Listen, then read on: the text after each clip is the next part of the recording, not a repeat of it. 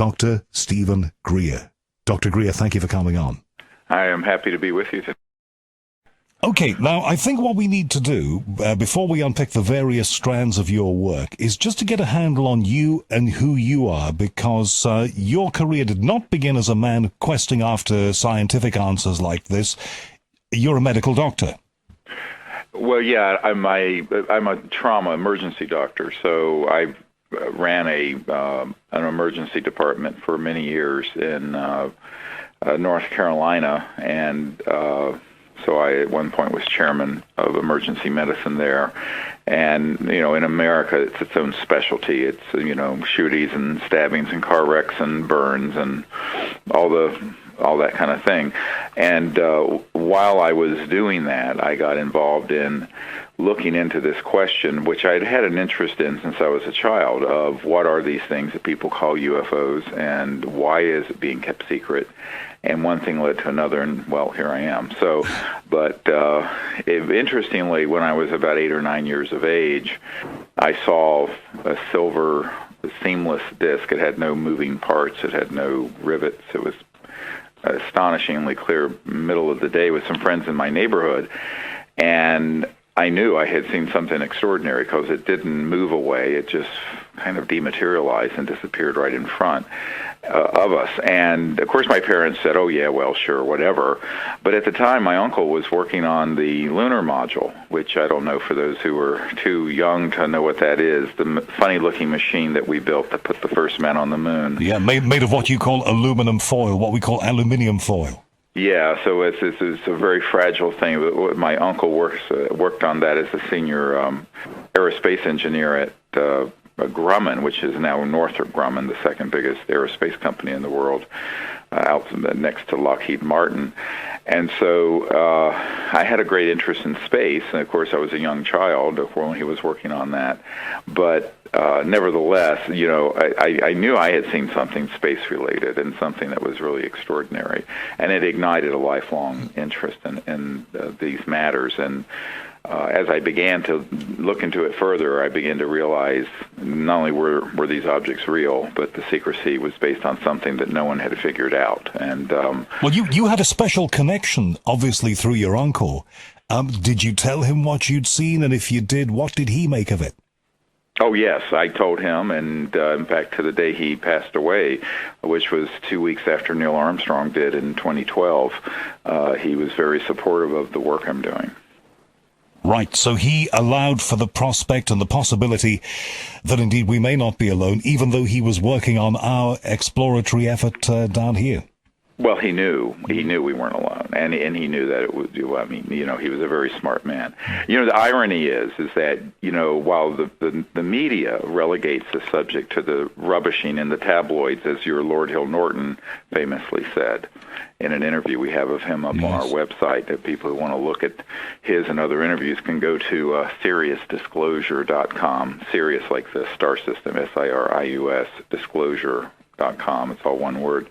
And what you'll see are we have dozens of these sort of people who come out and said, oh, well, this is taken very seriously in these quarters. And what I have found is that when I've done briefings with people at the Pentagon or the U.S. Senate or the CIA, it's actually taken very seriously, but it's, its portrayal in the media has always been that it's just nonsense. And but high-ranking people in a position to know are not laughing. They take it incredibly seriously. I think you're dead right about this, Dr. Greer, because over here in the UK, I think I think maybe Emily, who set this up, told you that I work as a broadcast journalist. That's what I do.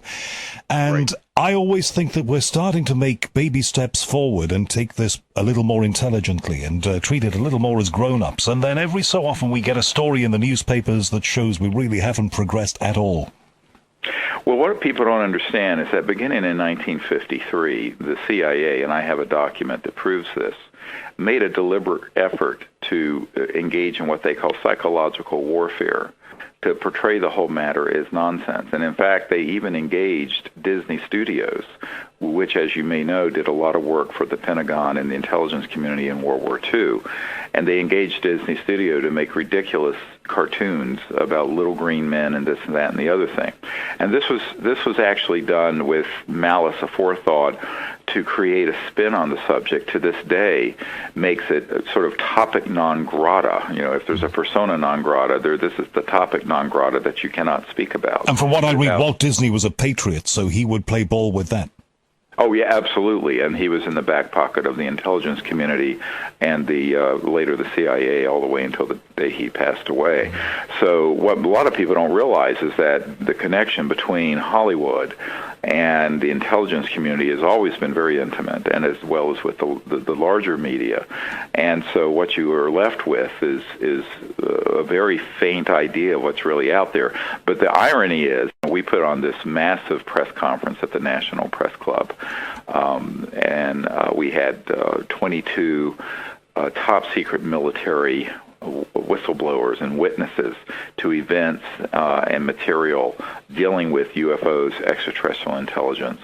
It was, at the time, the largest event that had ever been held at the National Press Club, and it was the largest event up to that point that had ever been seen on the Internet live. And we had so much support for that. But the major media people got to me later and said, we started getting calls saying, don't cover this too much. From whom? Who was making the calls? From the intelligence community. Really? Now, this is amazing that you say this, because I can remember Art Bell on Coast to Coast AM talking about this. I was listening over here online. I'd become hooked and addicted to all of this. I'd always been interested in these topics anyway. And I thought, this is it then. This event is going to be the one that blows the lid off it. And this is the one that the mainstream media cannot ignore. And nobody was more surprised than I was surprised. And of course, I'm a very small cog. I was working for the mainstream media, but as one person, what can I do alone? It was pretty largely ignored over here. An event of that size, and I found that, as you must have found it, enormously disappointing. Well, no, I didn't. I wasn't disappointed because I didn't have expectations to the contrary. In other words, by the time I did that event in 2001, I had already been the go-to guy to brief the CIA director for President Clinton, the sitting CIA director, the head of the Defense Intelligence Agency, the head of the intelligence for the Joint Chiefs of Staff, members of the Senate Intelligence Committee, frankly, members of your royal family, who I won't name. So the point I'm making is that it did not at all surprise me that there was an infrastructure in place to spin or take down the buzz. Now, what you have to understand also, the first hour of that event was electronically jammed so that no signals could leave the National Press Club building in Washington, D.C. Really? Yes, the contractor that had the job and host all the things for the National Press Club at that time, they were called Connect Live. They also hosted the Pentagon's internet events as well as CNN. They said they had never seen anything like it. The numbers of people online trying to see it used up at that time every T1 line in Washington. They said, but the first hour of it, nothing could leave that building. And of course, I had intelligence sources who told me the night before that the building was crawling with operatives, and that probably the event would be disrupted. And so they put it on a 1-hour delay, but nevertheless, it did get out. But as major media started to cover it, in fact, I heard one NBC anchor say, "My God, this is like the real X-Files, but it's the real thing." They started to report it, and then it vanished. And this is something we've seen many times. Of course, we knew this was going to happen because in 1991, we had gotten a document that had been, during the first Bush administration, described, and I have it up on my website, those of you who want. All this stuff is up there for people to see. We have a massive website, as I've said, Sirius, SIRIUS, disclosure.com. But we put this document up, and it's a document that describes that the CIA and other intelligence communities have people at every major network and every magazine and every wire service and broadcast network to alter, change, or stop stories. And I'm quoting. Now, when you read the CIA document, it's chilling. Now, it got declassified, and then it got reclassified after I released it, but we still have it. And what's interesting is the naivete of the public. You know, what always surprises me is that people were surprised by anything that Snowden's revealed. I thought that was just everyone would know that. Of course, they're listening to every single phone call and email. I was shocked that people we're shocked. And I'm going, really? But what's interesting, people have to feign shock in Washington. So the president has to act surprised when, for goodness sakes, it's been very many years since there was any privacy. The head of Lockheed Skunk Works said before he died, Ben Rich, he said, quote, "There are no private conversations anywhere on Earth." I think a lot of us knew this stuff was going on, and we saw little tips of the iceberg, like newspapers getting hold of confidential conversations from the royal family and stuff like that, which were trotted out over here for titillation. But to recently discover the extent that the NSA has been partaking of our business, I think has come as a shock to a lot of members of the public. It's certainly not the fact that it was happening, but the scale of it is the shocker. Yeah, well, here's something that I have from source. You have to understand, I have over 550 people who work now or have worked in the CIA, NSA, Pentagon. Why are they talking to you? If you have these people who are connected to you, why do you think they are true patriots, and they're shocked and appalled that this nonsense is going on, and they know that this is the biggest secret in the history of the human race. They know that the reasons for the secrecy have nothing to do with our national security, but with an oligarchy, a kleptocracy of people who want to maintain the status quo of the macroeconomic order.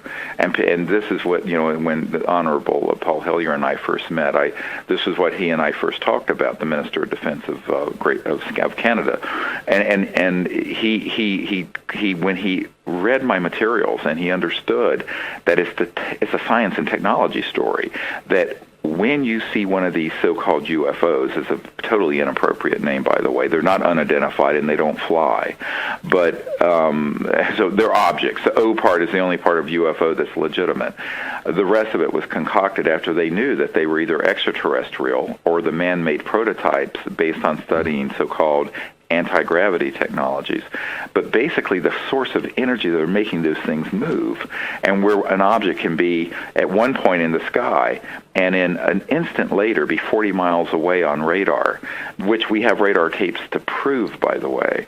This is not something you can do with a jet engine. So you're dealing with a whole new level of energy, propulsion, physics that has been kept secret since at least the 40s and 50s. Well, in fact, one of the things you say, well, certainly one of the things I've read about you attributed to you, is that the NSA itself was formed initially to cover up Roswell.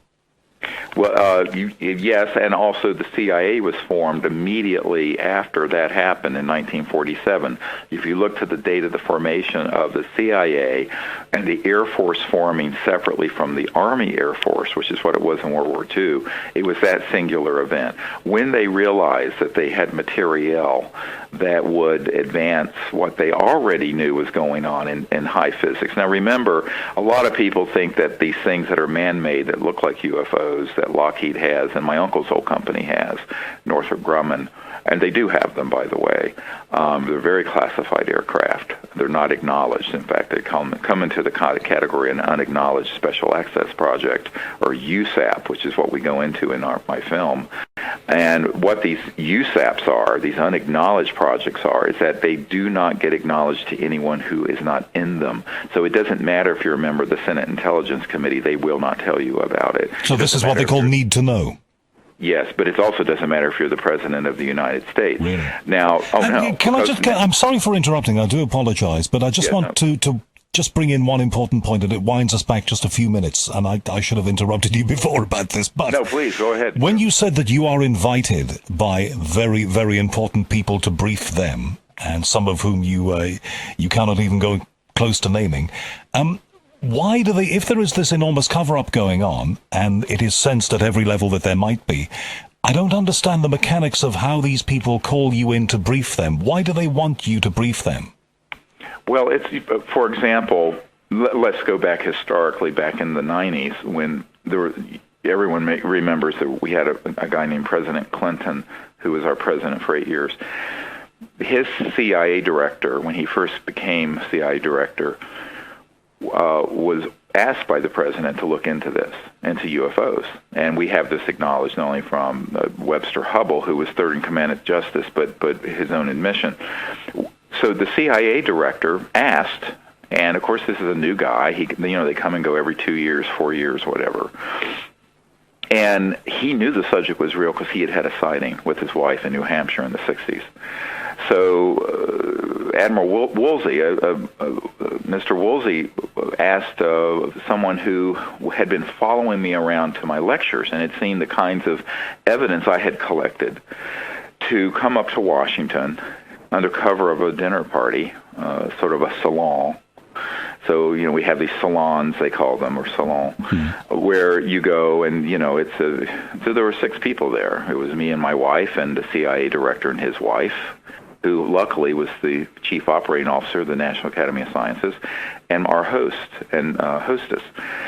And the host was a man who was very good friends with the CIA director. And so he brokered this meeting, as it were. So we go up there, and I thought it would be a very brief meeting because, a cabinet-level person in the United States, certainly the CIA director, usually you have, a 15, 20-minute meeting. This went on for almost 3 hours, during which I had the very unfortunate thing to learn that, in fact, the president and the CIA director were being denied access to these projects, that people, frankly, in my own family and other people that I had gotten to know intimately were working on. I said, well, how can this be? This is through the looking glass. This is nuts.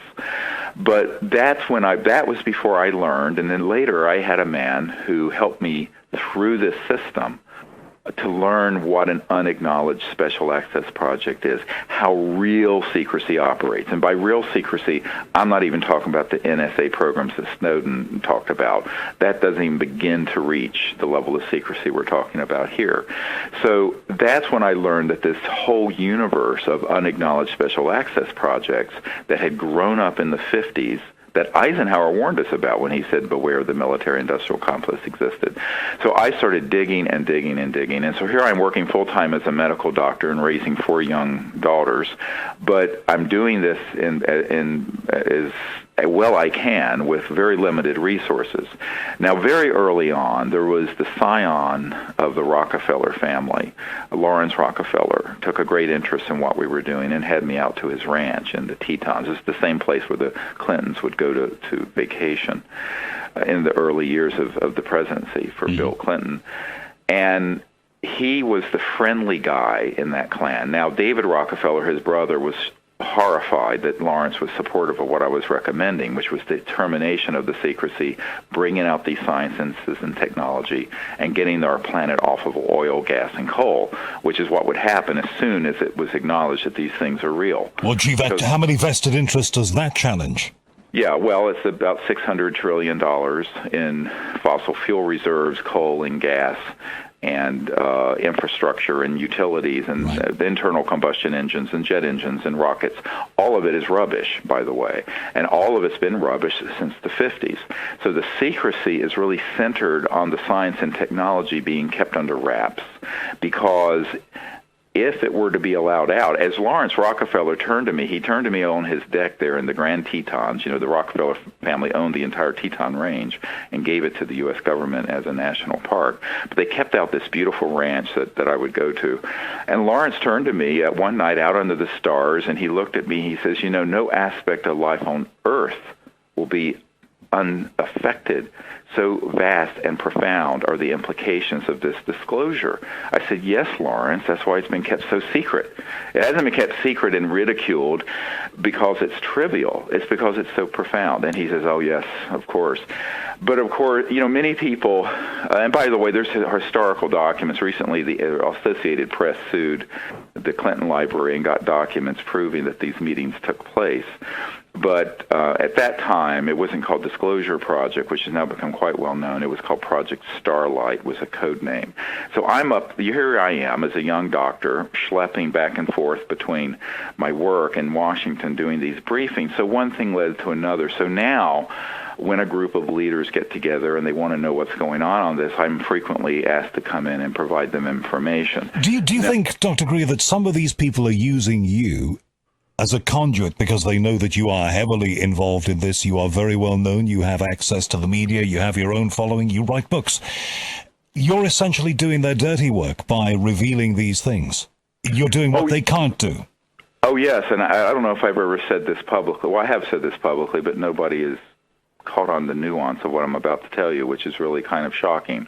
But back in the early 90s, a man who's with a PhD scientist with the science directorate of the CIA sent a man down who he works with very closely, who's in this committee. It's been called Majestic or Magi or Magic. It has a new name now that I'm not going to discuss. Down to my home. And basically said, we want to meet with you. And I said, about what? Because I was doing this just as a kind of, not a hobby, but, and he says, we desperately need, this has to come out. We're running out of time as a planet, and everybody knows it. I said, well, why don't you do it then? He says, because they'll kill us. But you're just a doctor. Nobody cares. You're not important. And couldn't you reverse that argument, though? Because they're quite important people. They would be noticed if they were killed. Maybe you wouldn't be, because a lot of people do disappear. People do disappear. Now, at the same time, someone else from the intelligence community said that if you do this, you have to become well-known, so you need to get on Larry King Live, and you need to do all this, which I did. But the truth of the matter is, he turned to me, and I was, of course, flabbergasted. I'm going, well, this is the most upside-down, absurd thing I've ever heard. He says, you don't understand. We can't do it, because if we defect from inside, the rules of an unacknowledged project is that you kill anyone who breaks silence. But if you do it and start gathering the things that you can and bring it out there, that can create enough public education so the public becomes aware. So they're using you to gather a critical mass. Oh, yeah. And so here's even more hilarious story, is that after I briefed the CIA director, one of Clinton's good friends who was sort of a fundraiser for the Democratic Party in America, came to our home, and he was sitting around our table, and we were having dinner, and this guy's sort of an overweight, funny, jolly, kind of jokester kind of character. His brother frequently would sleep over at the White House with the Clintons, and he looked at me and he says, well, the president is very supportive of what you're recommending, which is to end the secrecy on this, but everyone around him is convinced if the president does this, he'll end up like Jack Kennedy. And so I start laughing. And, of course, my children are very young. And he stops me. He says, Dr. Greer, I'm not joking. I said, oh, come on. I said, well, don't talk about this like that in front of my children, or you'll scare them. Let's talk about this in the library in my house later. So we go to the library of my home, and he says, they really are concerned for the safety of the president if he pushes on this. I said, are you kidding me? And he says, no, I'm not kidding you. I said, well, what do you want me to do? He said, well, we think you can do it. And I said, well, what you're saying is that I'm expendable. It doesn't matter if something happens to me. He says, that's right, you're expendable. You're really not important. So people, contrary to... How did to hear that about yourself, how did that feel? I would be a little scared. Well, no, I accepted at that point that I was the throwaway person, that my reputation, my career, my life, it doesn't matter in the scheme of things. So you have to have, on the one hand, you have to have a strong enough personality, which anyone who's gone up against me will tell you that I will absolutely take you down. I don't care if you're a general. But on the other hand, you have to have enough true inner spirituality and humility to say, well, in the scheme of things, they're right. I really am not that important. And it's the information, it's the knowledge, it's the direction and the arc of our society that is important. Because right now we're headed to hell in a handbasket over a cliff. But, this information, the fact, A, that we're not alone in the universe, and B, that there are sciences and technologies that in one fell swoop could give us a completely new and sustainable civilization, this is non-trivial. This is of critical importance. And so you then begin to realize, however, and this was the hard lesson I learned back, a couple of decades ago, is that the people who have all this power and money, they don't want to rock the boat. So it has to come from people like you and me. And so it has to come from we the people. It's interesting because I'm here in Virginia, just down the road from Thomas Jefferson's house, where President Obama and Hollande, the president of France, were just there this week. And it's just literally 20 minutes down the road from my home here. I have a home in Washington, but I have this farm out in Virginia. And I think to myself, well, it is about we the people. It is about us making this change. Now, I will admit that back in those days, I thought, well, if I put all this evidence together, the documents, the testimony, the photos, the video, the good people who are in the Senate of the U.S. or the United Nations who I met with, and when Boutros Ghali was Secretary General, he and his wife took a huge interest in what we were doing, that they would come together as leaders, world leaders, and do the right thing. Wrong. I was quite naive. So now what I've concluded is that in point of fact, everyone asks me, when is disclosure on all this going to happen? I said, it's happened, and we're doing it, and it's continuing. In other words, we the people are going to gather the data. We the people are going to find patriotic people to expose the truth about this. And with the internet now and other media, alternative media sources, like your show, we're going to get the word out, and that's what we're doing. But so the problem, you can't be surprised that a lot of these big-name politicians around the world didn't get together and hold up their hands and say, ladies and gentlemen, here is the truth, and we're going to march into a new future, because if they did that, we enter into a whole new power equation, don't we? Well, that's the whole thing. The secrecy. Here's the when you deconstruct it down to brass tacks, just what it's really about. It isn't about extraterrestrial intelligence, and it's not about UFOs per se. It's about the macroeconomic order of the world. And at Davos a couple weeks ago, I have a friend who I work with who was there, and they came out with 80. There are 85 people who have the net worth of 3.5 billion people on Earth. 85 individuals. Before that, a couple of years ago, a Swiss institute, a mainstream Swiss economic institute, found that there were a couple hundred corporations and individuals, but that are interlocked to about 17 that have the majority, over half of the net worth of the world under their belt. And so what you find is that this all tracks into the petrodollar energy sector and other aspects of the economy. If you bring out a technology where every home and business and car, that under the hood of your car, under the boot of your car, you have a device that pulls energy out of this so-called zero-point energy field, which has been proven scientifically to exist, by the way, and you no longer need ExxonMobil or BP or the coal mines or the public utilities or what have you. First of all, aside from the fact we would end climate change and pollution and all the poisoning of the Fukushima-type nuclear reactors, we would have every single village in India or Africa or South America or China have the ability to have complete self-sufficiency. But with that macroeconomic change, the centralized economic system will go the way of all flesh. And that is what they're protecting. They're trying to maintain what I call the master and slave arrangement that we inherited from the slave era, of where basically, if you're a millionaire, it doesn't really matter. Until you start talking trillions of dollars, we're not talking real money. Bill Gates is still a relative slave on this plantation. The real money is in the multi-trillion-dollar banking and fossil fuel energy sectors, to trillions and trillions of dollars, and I'm not exaggerating. So that's where the power and the money is, and they do not want to upset that apple cart, which if you were to tell people, yes, the UFOs are real, and not only that, we know how they operate, you're talking about such a big change that if you were to look at everything that's happened since the Industrial Revolution in the mid-1800s to now, all the changes from the mid-1800s to now would be less than this disclosure. So now, on the other hand, it would lift it would be the tide that lifts all ships. It would eliminate world poverty probably in a generation. It would cause all kinds of beneficial effects. But as I was recently invited to a gathering of 120 world leaders on an island out in the middle of nowhere, which I won't talk about in more detail because I was asked not to. And I was given the keynote on a Saturday about this. And the title of the entire conference was From Disruption Opportunity. So the way I frame this is that there's a huge opportunity if we get this right. If we don't make this change, what are we facing? But Dr. Greer, you keep talking about us and we and the powers that be down here and those moneyed individuals and the president and all the rest of it.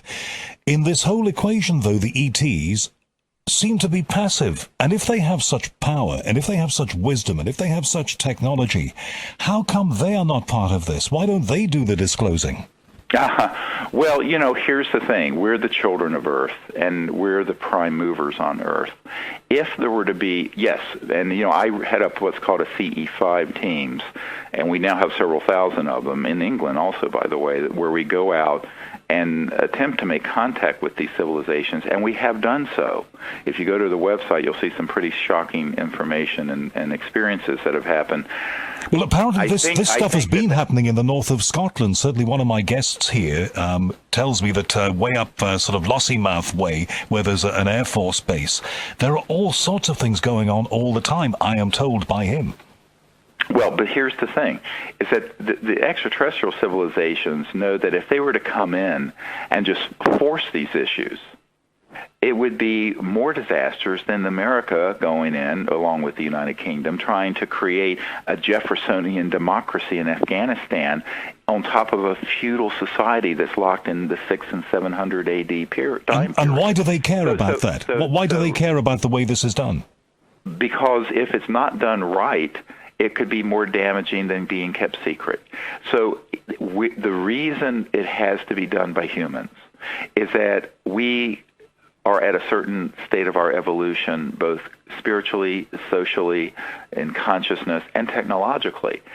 We need to do this ourselves without a massive intervention that's extraterrestrial, unless it gets so far gone that it has to be. Now, I wrote a position paper back in 1991 that got circulated all through the aerospace industries, McDonnell Douglas at the time, which is now Boeing, and my uncle's company, and the CIA, where I basically said there are a few conditions under which a massive event like that would happen, but they are worst-case scenarios, which we certainly don't want to entertain.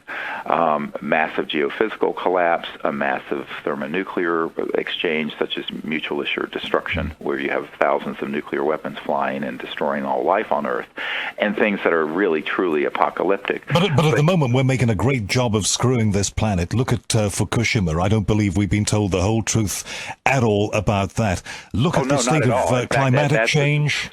That's horrific. However, from what I've observed, there have been instances where the ETs have intervened where people don't realize it, to stop worst-case scenarios from developing, such as a World War III scenario with nuclear weapons.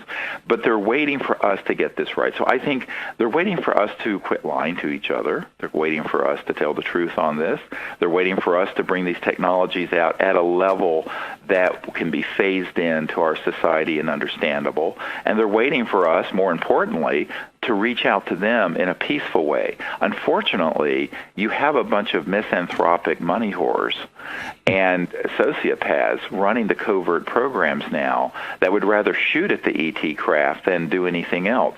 So there's a lot of problems here that have to be addressed, and they have not been addressed for 50 years. And as we kick that can down the road, our society has continued to deteriorate, as has our biosphere, and they know it. But it doesn't mean that and looking into the future, will there become a point where they will do some definitive event? Perhaps, but remember, we had events where there was a UFO over Montreal for 45 minutes seen by thousands of people in the early 90s. We've had events where these objects have landed and left physical evidence and been seen by thousands of people in Belgium. There have been many events. Now, the fact that our power structure, including the corrupt media, have covered these things up or trivialized it or lied about it, that, I believe, is sort of a Rorschach test by these intelligences that are from other star systems to see how ready we really are. In other words, to the extent that we're continuing to cover this up and lie about it, is some measure of how prepared we really are to deal with it. You say this with such assurance, and you make a very, very compelling case. What about your contact? You say that you've been amongst these groups of people, including here in the UK, who've been trying to make contact. Talk to me about that. Well, this is, of course, the subject of part of the film deals with this whole question of what would be required to make contact with these civilizations. Now, I had an experience when I was young. I told you this sighting, and then subsequently, when I was 18, I had another experience that was more profound that I recount in a book that's called Hidden Truth, Forbidden Knowledge. It's sort of autobiographical, and you can get it on our website. It's in 8 or 9 languages around the world now. But what happened, I know we have limited time, was basically I was up on the mountaintop in North Carolina as a young boy in college, first year of college. And I was up on this mountain, and I was meditating. And I had learned how to do this really deep meditation, Vedic meditation, after I'd become very sick 6 months earlier and had a near-death experience. And during that near-death experience, because I was raised as atheist, and my family were atheist, agnostic, they didn't believe in anything, that you couldn't put into a test tube. And basically my experience was that of the personal experience of the mind as a universal field of universal consciousness, very mystical, some would say, but very tangible. So I learned meditation so I could experience that more deeply while still being healthy and alive. Well, according to some biographical material about you, it says you found the Rosetta Stone of ET contact, the power of the unbounded mind that we all have. That is exactly what happened. So once what I was about to tell you is that I was doing this meditation, and just before the meditation, I saw the same ship that I'd seen when I was 8 or 9 years old. A beautiful silver disc. It was right before sunset. And I just sort of acknowledged it, and then I did the meditation. I had a very deep meditation, after which I had a contact experience where an ET being appeared on my right side and touched my right shoulder. All my hair stood on end, and back then I had more hair, and and it was longer. And, we all did. We all did. and I basically sort of moved into another dimension, for lack of a better word, with this being on a craft, where we then went into this deep meditative state and kind of co-created the protocols that I've now been teaching for about 20 years that involve the ability to remote view space and these civilizations by first going into this field of consciousness that, as Erwin Schrödinger, the father of quantum mechanics, called mind, that there's the total number of minds in the universe is a singularity. It's moving into the experience of that singularity, the oneness of that state of consciousness. And it's quite beautiful, but it's also very practical, because what happens when you enter into that state is that you're then able to actually awaken to another point in space or another point in time. Now, of course, the pop culture called this remote viewing, and the CIA has had projects dealing with this. But what I've done is turn this into a diplomatic protocol where we utilize that ability to make contact for peaceful purposes with these civilizations, and then after we see where they are, we turn it around and vector them or guide them into where we're located, whether it's in the mountains of Colorado or in Joshua Tree National Park or in near Stonehenge in the UK, where we were last year. So literally you're using this technique, and you're almost like taking a calling card, a cosmic calling card to them, saying, hello, here we are, come and visit us. Yeah, and they do. And we had, the photographs and videos and the experiences our teams have had are amazing. But the reason it works, and this is the punchline of this, and this is one of the comical things that happened when I was meeting with the CIA director and his wife. She was a scientist, and she asked the question, well, how are these civilizations communicating across the vastness of interstellar space? Because, your cell phone is traveling at the speed of light. The signals are radio waves at 186,000 miles per second. Well, even to get to Mars when it's far away from us takes an hour at the speed of light. It's too slow.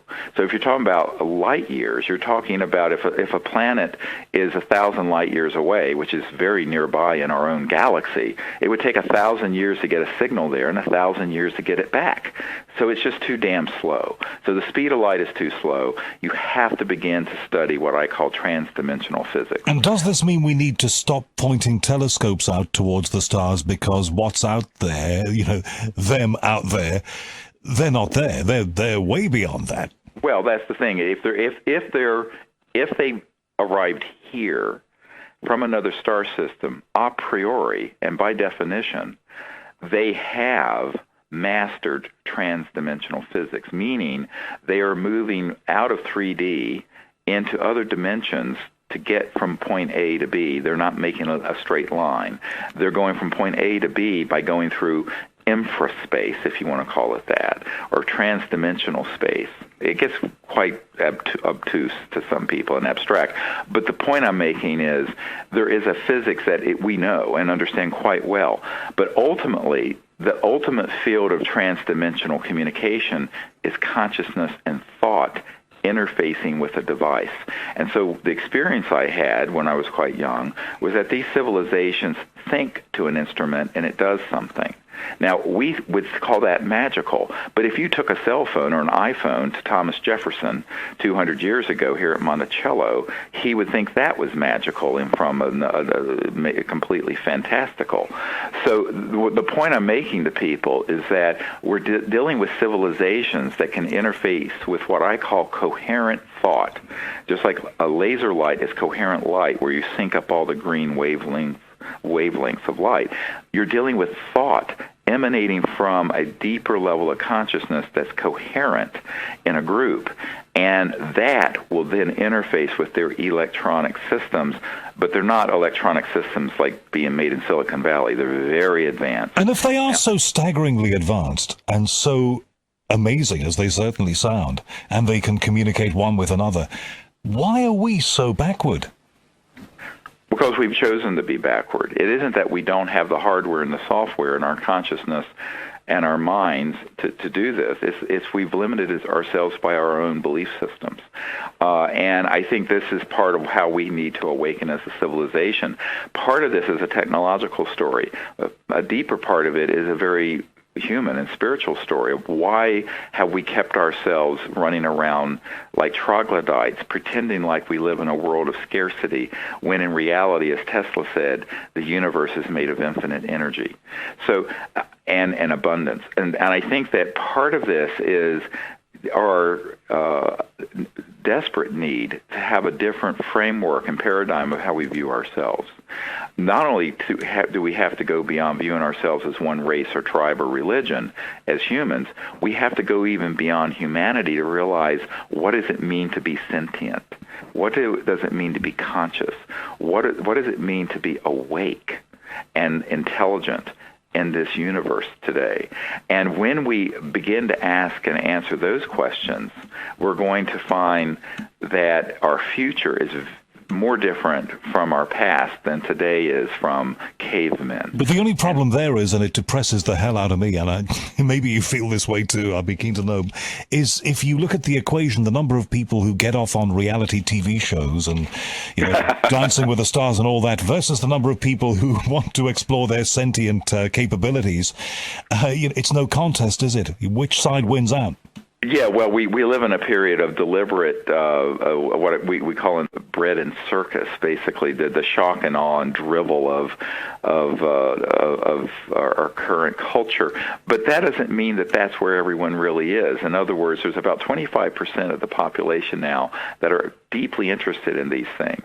But if you look at, the work of Rupert Sheldrake, who's one of your colleagues there, I think he's at Oxford, and he and I have been at conferences together where he talks about morphogenic fields, where once a certain number of people begin to understand and know something, it creates a quantum change in everyone understanding it, even though they're not connected personally. And that is utterly. I've always believed that when a concept appears, and when somebody appears to espouse something, suddenly you find other people are doing the same thing. It's as if you have the idea somehow, and I've seen this in my own life, you have an idea and suddenly you look around and you find other people are having the same idea. How did that happen?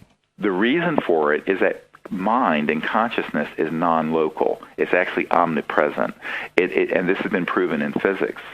And so, this spooky effect that Einstein talked about in physics that goes way past quantum mechanics has been proven to exist. But when you're dealing with humans and civilizations, that's very much the case.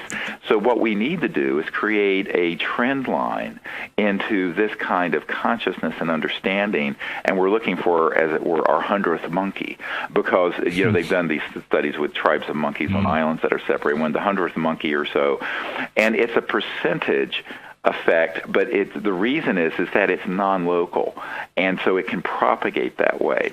Now, of course, the trend line is not really very edifying right now, as you mentioned, with, top-rated shows like, rubbish like Duck Dynasty and what, morons falling into the swamp out of their rowboats and whatnot. Oh dear, but look, television's full of it. But it's full of it. But at the same time, not everyone is enthralled to that. But what you're saying is that if enough people become enlightened or try to become enlightened, what will sweep from them like a tidal wave, a tsunami almost, is this greater consciousness that will even enmesh these pretzel-eating people who sit on their sofas staring into the box, into the and it'll tube. turn the direction of things. For example, when I first got involved, I became a meditation teacher, and at that time they were doing some experiments at Harvard in the 70s. Now biofeedback and doing meditation for stress management in heart patients has become mainstream. It's very well known. So there are things that happen, but someone's got to start it. So we have to pioneer the concept of not only contact using these concepts in trans-dimensional physics and consciousness and disclosure, but also the concepts in physical physics, energy generation, a new way of looking at a paradigm of energy and society that is off of this destructive dinosaur era where we have to get energy by burning or blowing things up. If you know what this technology is, this energy technology is, and you know people who know it, what this is and how it works, why don't they just demonstrate it for us one day? Then it is undeniable. Well, that's, of course, what we're trying to do. Part of the purpose of what our project is to gather together enough resources so that the scientists who understand this can come out and do that without worrying about the patent issue and security by doing it openly and on the Internet. Now, I'll tell you, the people the way that we did this in the past was that we would give them a grant, they would work on something, someone would come and threaten them, and because this is an engineer working alone somewhere in Alabama, they put their tail between their legs and run. So if you have people who are willing to use lethal force or to use the legal system to, we have a document up there from the Federation of American Scientists that states that there are 5,135 patents that have been confiscated by the abuse of the national security order system in the United States. Same thing has happened in Europe. So you cannot do this like a conventional technology. So what we're advocating is that we put a research and development program together, get it funded properly. We have a way that people can contribute on our website to this. Put these people together and then put it on Ustream or stream it on the Internet. In other words, don't worry about intellectual property. Because there's strength in numbers. Because if the public knows you are working on this and have it, it's going to be very hard for them to suppress it. That's what I did with the Disclosure Project. Once we had dozens, I had 110 of these top secret guys on digital videotape, and we started putting it out there.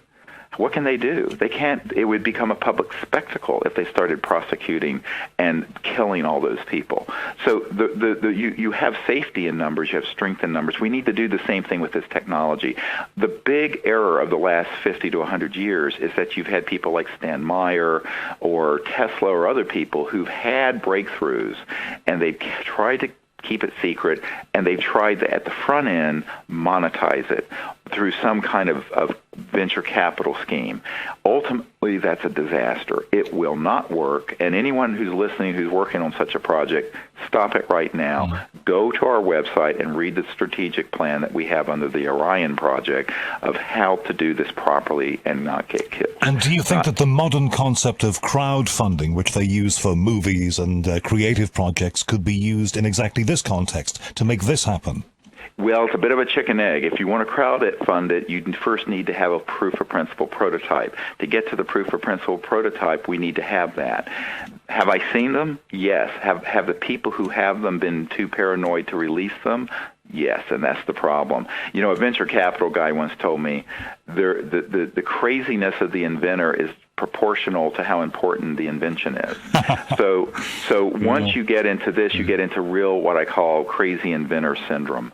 And they will not cooperate with something because they're looking to get a big payday up front, which is a huge mistake. Not that I don't understand it, but it's a huge mistake. I know this is not your field. Do you think that some of these patents relate to time travel, which has always fascinated me?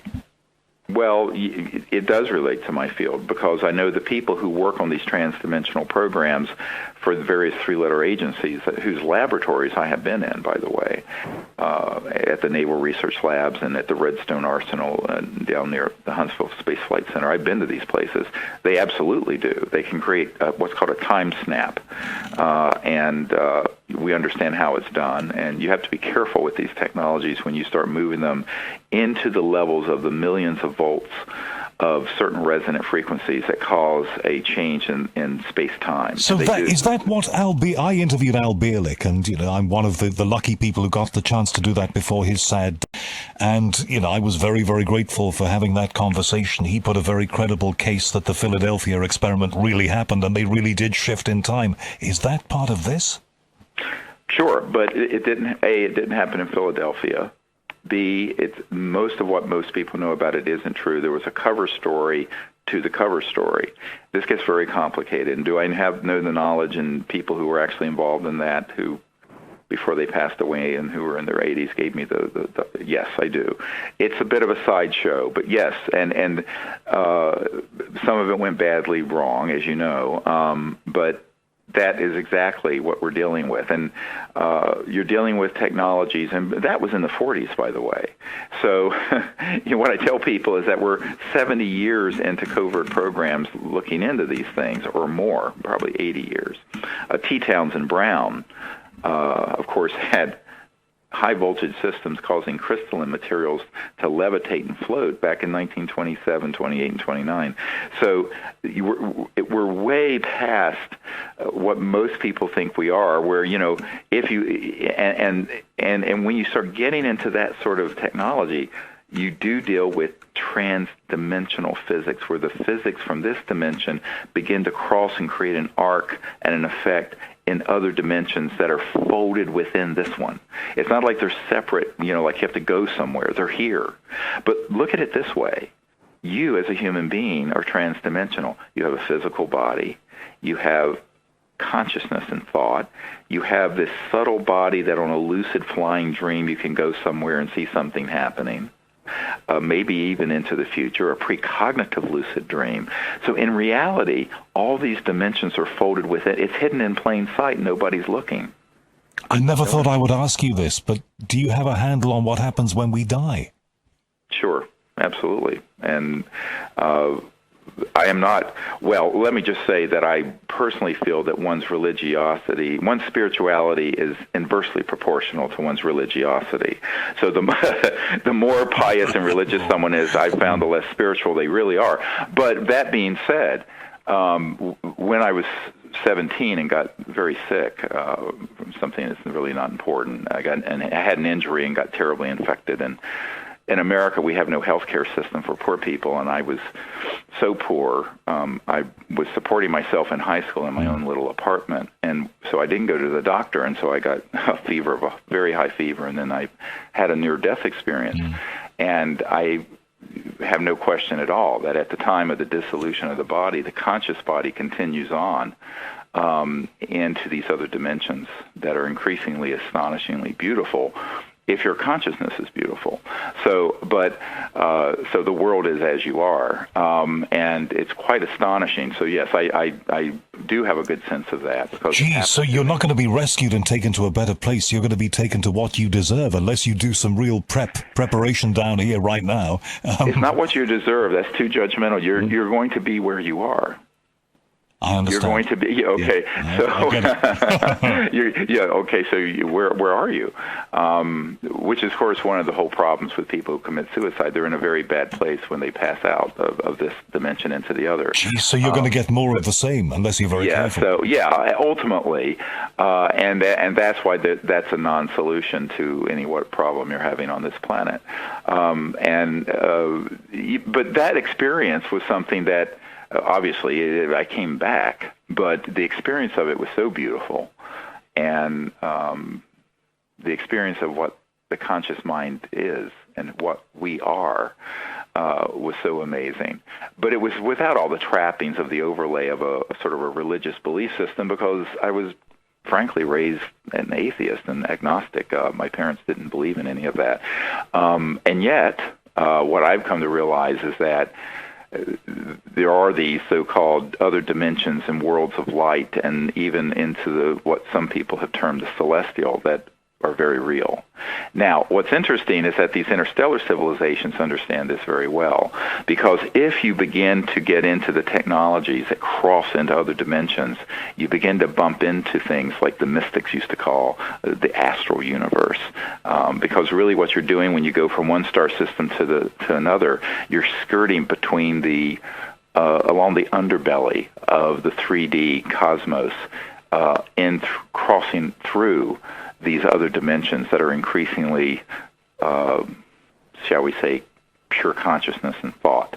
And that's what's amazing about the contact experiences our teams have had.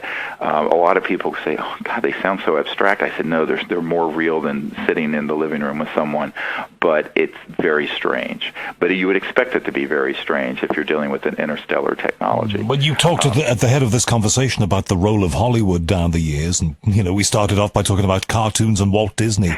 It sounds to me like Contact, a movie that I love with Jodie Foster, was not too far short of the mark. Yes, and of course the ending of that would have never been made if Carl Sagan had been alive, I'm told. But and of course I had dinner not long ago with Steven Spielberg's son, Max Spielberg, and that he did a movie. You have to be of a certain age to know it, called Close Encounters of the Third Kind. I remember it well. And that was actually a docudrama. And in it, of course, there is a protagonist that has this connection that's in thought and consciousness, somewhat telepathic, with the E.T.'s, a Richard Dreyfuss character in that film. But it was actually based on actual cases that Spielberg studied, and he was given access to some files at Wright-Patterson Air Force Base where the Roswell materials went. And I know people who worked on the film, and I also know that when it was shown at the White House with Ronald Reagan stood up at the end of it, and he says, there are only a couple people in this room who know how true to life this film really is. He was connected, wasn't he, in a way that other presidents maybe haven't been. He really was into this. Well, he was, because, as governor of California, he had a sighting when he was flying from on the governor's plane from Sacramento, I think, down to L.A., and as was Jimmy Carter. What was interesting is that Clinton knew that these other presidents had an interest and had sightings. And Carter had specifically stated when he was running for president that when he became president, he would end the secrecy on all this. And I have the report form that President Carter filled out when he was governor of Georgia, when he saw one of these objects, when he was governor. But when he was president-elect, the outgoing CIA director was a man named George Bush, the senior, Papa Bush. and he was called in to do this transitional presidential briefing, which is routine. And Carter asked to be briefed on the UFO subject, and Bush said, "I will not tell you about that." He didn't say it didn't exist. He says, "I'm not going to tell you." And Carter accepted that. And Carter was furious. No, he did not accept it. If you look at the Disclosure Project material, he initiated the White House study on UFOs, but eventually that was shot down, and it was going to be done by Stanford Research International, SRI, and all sorts of people got involved with that I know.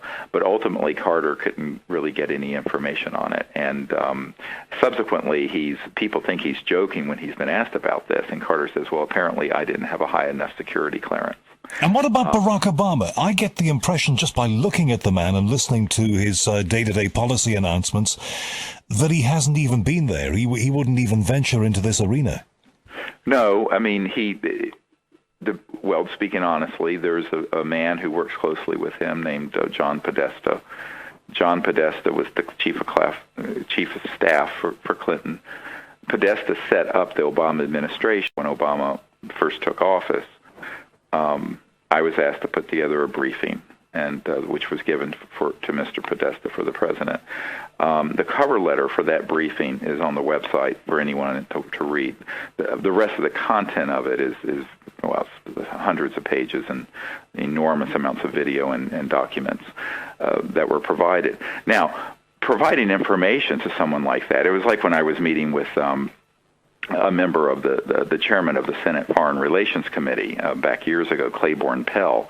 And Senator Pell and I were talking. I said, you've been denied. He says, I've asked about this issue many times, but I never get any answers. I said, no, they're not going to tell you anything, even though you've been on the Senate Intelligence Committee and you're chairman of the Foreign Relations Committee. I looked at him, and we're out on it's interesting, we were right next to the Skywalker, George Lucas's ranch out in California, and I'm looking at Claiborne Pell, and I said, Senator, you have been deprived of dealing with the ultimate foreign relations issue. And I point to the stars above our head.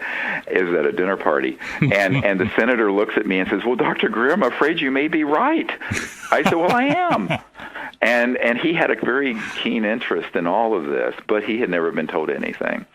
And this is the real tragedy of the modern era, is that, as Eisenhower warned us, the military-industrial financial complex took this stuff over.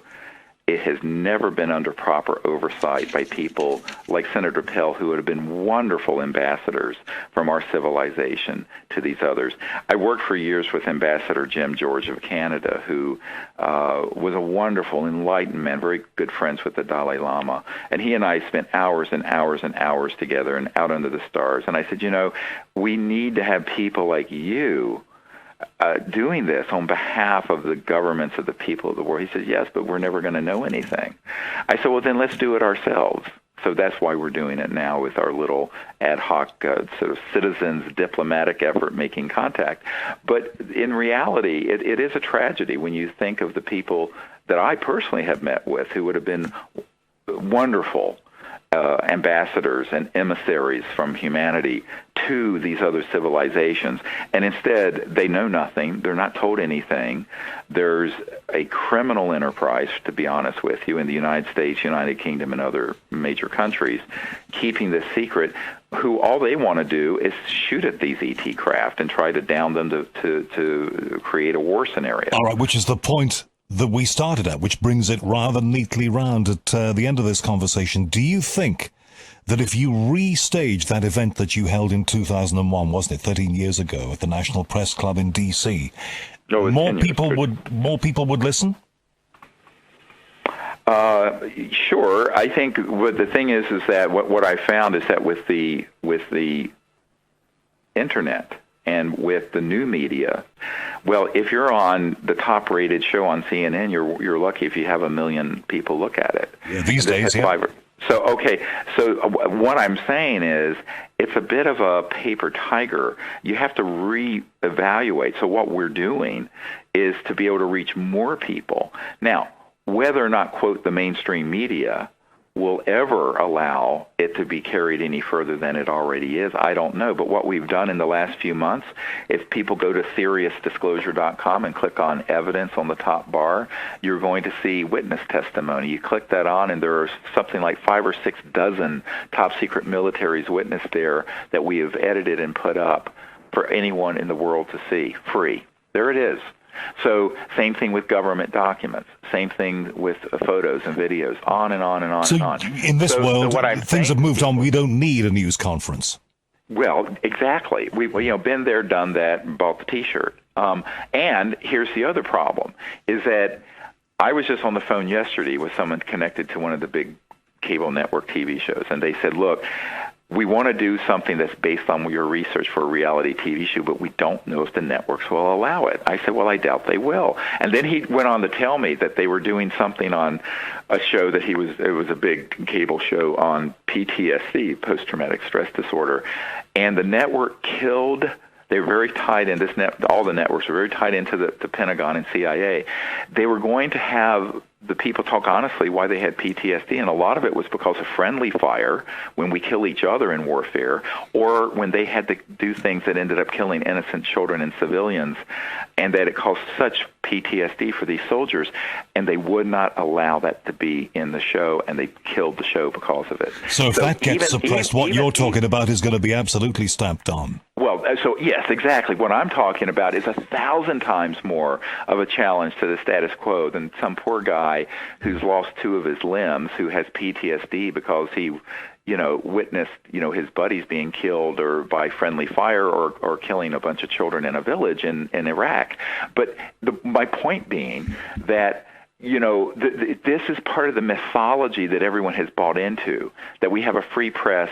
We do not. That we have free markets. We do not. How do you have a free market if there is a behemoth that is suppressing the biggest technological innovations in history that deal with energy generation and propulsion? We don't have we have a managed free market economy, but it's managed. We have a limited free press. So all these things are conditional and qualified, but the people, because we buy the sort of the PR of the master. But the PR of the master is saying, oh, we live in a democratic and free society. Well, this is a bunch of rubbish. Do you know what? Now, I think I agree. Well, I work in the media. Well, it's just absolutely a fact. I've seen it up close and personal, and and Hollywood is no better. If you want to create another movie with shoot 'em up with aliens in space, that you can get funded for $200 million, no problem. So what you find is that there is a new way of doing this, because if you try to go through the traditional system, you're going to run into this buzzsaw. And I remember meeting once with a very big director-producer in Hollywood who wanted to do a true feature film about this. And he was boasting that he had $60 million discretionary from his studio to do any movie he wanted. I said, well, he had writers in there from, who had been on the X-Files and all kinds of. I said, well, great, let's do it. He flew me out. We had a chat, and he was one of these very typical big Hollywood moguls, billion-dollar movie guy. And I said, okay, great. I said, I don't know that they're going to let you make this movie. He says, oh, I have complete control over this budget. I said, great. 2 weeks later, he calls me up. He says, Dr. Greer, I'm afraid I can't do this film. I said, well, I thought you said you had complete. He says, well, not for this. So, I've seen this firsthand. This is not a conspiracy theory at all. Forget theories. I only deal with facts. And I had the head of ABC News. He was the producer for 2020 and Primetime Live. When he saw the Disclosure Project news conference, and he says, this is the biggest story in history. I said, yes, it is.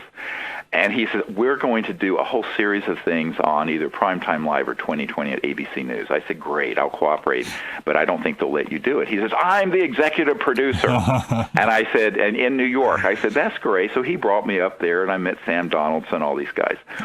And a couple weeks later, he calls me up very sheepishly, and he says, Dr. Greer, they won't let me do this story.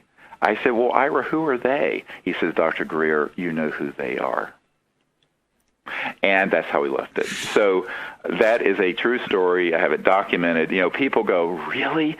I'm going, yeah. Well, as we wrap this up, Yeah. and I'd love to talk with you again. If I know you cherry pick very carefully, you pick your media outlets very carefully. So I know that I'm grateful to do this. I want to repeat this because there's a lot more we can talk about. But we've just scratched the surface. That's all we've done. But yeah. What happened to me? I had Paul Hellier on when this was a radio show that was on AM radio that went all over the UK and all over Europe at night. It was a Saturday night show, and I'd been interested in these things for years, and I'd heard Art Bell, and I thought, I can do this. This is my time. I am a journalist, and I want to do this stuff. Right. And I've been interested in it since I was a kid. So we did it. We did it on the radio. But after I talked to Paul Hellier, I came out of the building one night with my producer, Dave, and I know I've told the story on this show before, but it's true. In a road where on a Saturday night late, there is no traffic and no people. Opposite was a black, you call them Jaguar car, British car, and two guys wearing black suits who looked like the Blues Brothers, and on the dash of that car, on a little stand, was a camera pointing at us. Sure. And, I am convinced somebody was interested in what we were doing. Oh, yeah. Oh, no. I could tell you 1,000 stories like that. When we first started this project, and I'm working as a doctor, and one day I picked up my phone to dial out, and they had left their hook on my phone open so I could hear the control room and all these people talking. And I said... I was so outraged, and now I just take it as a matter of course, but I was so outraged, I said, who is this? And a woman with a very thick accent said, oh my God, it's Mr. Greer. And I said, Dr. Greer to you, bitch. And you sure it wasn't Lily Tomlin on the switchboard? I laugh at these things. My wife and I laugh at these things now, but it's like, it's you accept that when you're dealing with this issue, A, it really is real, and B, the most powerful people in the world want to keep it secret. Well, that's a good point to park this conversation, Stephen. I'm very, very, if you don't mind me calling you Stephen, I am delighted. No, please, yeah.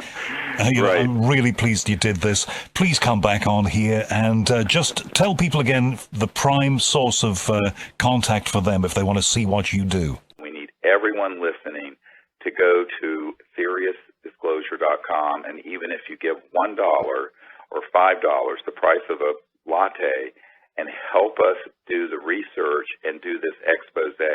We are doing a full-length feature film and also a book at the same time, and we're planning to do a global concert event. We're looking to have 1 billion people look at this when we launch it early next year. That exposes the truth behind these USAPs, not only what they're hiding, but also what they're doing to deceive the public, and more importantly, to bring out the technologies that would give us an entirely new civilization on Earth. So the title of the movie is Unacknowledged, and it comes from the first word of what a USAP is, an unacknowledged special access.